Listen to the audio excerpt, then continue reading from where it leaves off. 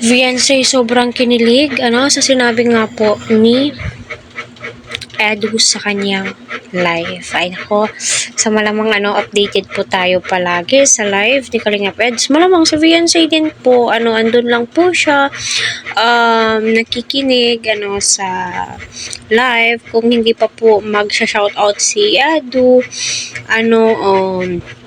ayun, hindi siya magko-comment doon, nagbabasa-basa lang po siya.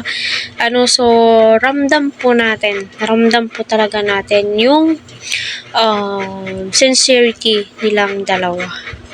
'Di ba? So, masasabi mo po talagang deserve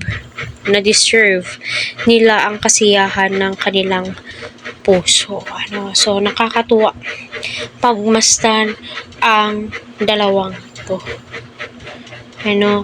Alam nyo ba, na habang tumatagal, dyan mo po masasabi, na getting to know each other na po sila, yung tipong,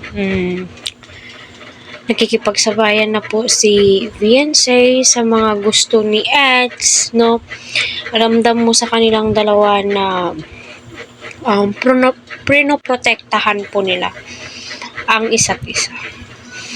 Syempre, sino ba naman ang hindi kikiligin? Unang-una sa lahat, alam naman po natin na crush ni Fiancé itong si Edo.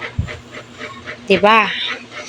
And then, habang tumatagal, ay nahuhulog na nga po yung loob ni Edo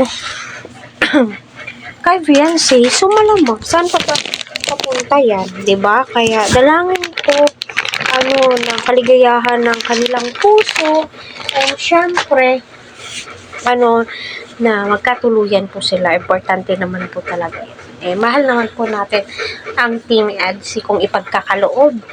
Di ba?